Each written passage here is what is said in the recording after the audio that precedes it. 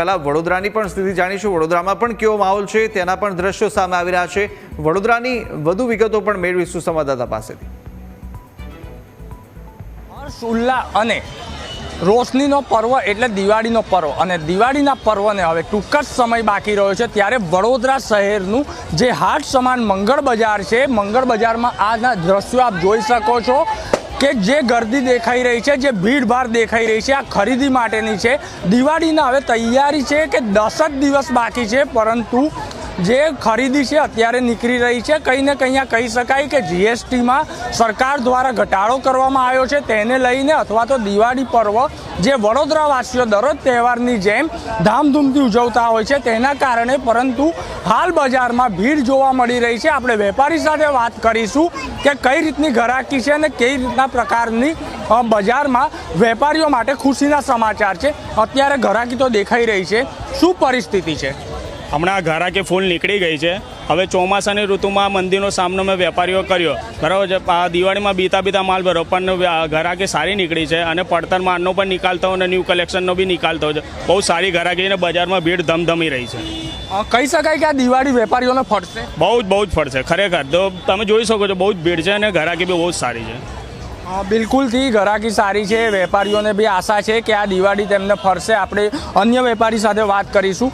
જીએસટીના દરોમાં બી ઘટાડો કરવામાં આવ્યો છે, એનાથી કેટલો ફરક પડ્યો છે આ દિવાળી ઉપર?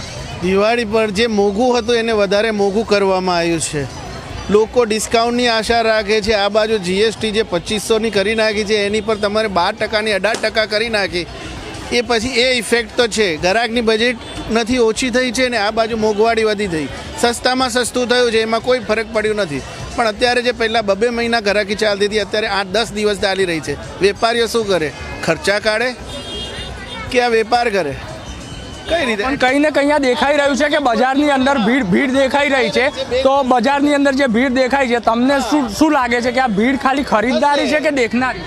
ના, ખરીદનારી છે, એવું કંઈ નથી, દેખનારી નથી એ જ। બાકી જે 2 મહિનાનું વેપાર થતું હતું અત્યારે 10 દિવસમાં કરવું એટલું કેટલું કરી શકાય? જેટલું થાય એટલું સારું। કંઈ ને કંઈ જે મંદીનો સામનો કરતા હતા, હવે દિવાળી પર્વ છે તો વેપારીઓને કોઈ આશા જાગી?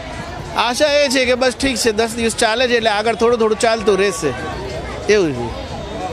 બિલકુલથી, એટલે કે વેપારીઓને બી આશા છે કે જે મંદીનો માહોલ હતો, પરંતુ હવે જે 10 દિવસ છે તે 10 દિવસની અંદર દિવાળી પર્વના બાકી રહ્યા છે, તેની અંદર ગ્રાહકી જે છે તે જામશે અને જે તેમને મંદીનો સામનો કર્યો હતો તે સામનો હવે ખુશીના માહોલમાં એમને ફેરવાઈ જશે। આપણે અન્ય વેપારી સાથે વાત કરીશું।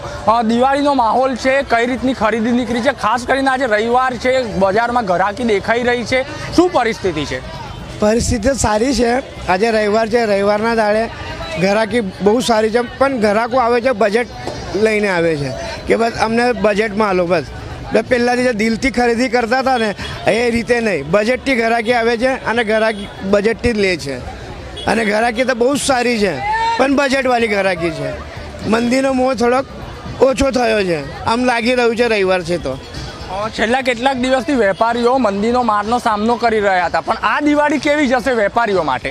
વેપારી માટે દિવાળી તો હંમેશા સારી જ જાય છે, પણ આ દિવાળી જરા ઠીક જશે એવું લાગી રહ્યું છે। બાકી દિવાળી તો આમ સક્સેસ જ જાય છે। આ દિવાળી વધુ સક્સેસ જાય એવું માની રહ્યા છો? હા, આશા રાખીએ છીએ। હજુ તો 7-8 દિવસ બાકી છે, એમાં અમે આશા રાખીએ છીએ કે દિવાળી સક્સેસ જશે એમ। બિલકુલથી જે રીતના વેપારીઓનું માનવું છે કે આ દિવાળી જે છે તે દર વર્ષની દિવાળી કરતાં આ દિવાળી સક્સેસ જશે, એટલે કે કંઈ ને કંઈ આ વેપારીઓ જે છે તે બી આશા લગાવીને બેઠા છે કે છેલ્લા જે 10 દિવસ બાકી છે તેમાં ખરીદારી નીકળશે અને વેપારીઓનો જે પડતર માલ હતો તે બી નીકળી જશે અને સાથે સાથે તેમની દિવાળી પણ ખુશખુશાલ થશે। કેમેરામેન અંકિત ગોંસીકર સાથે પ્રશાંત ગજ્જર, ન્યૂઝ કેપિટલ, વડોદરા।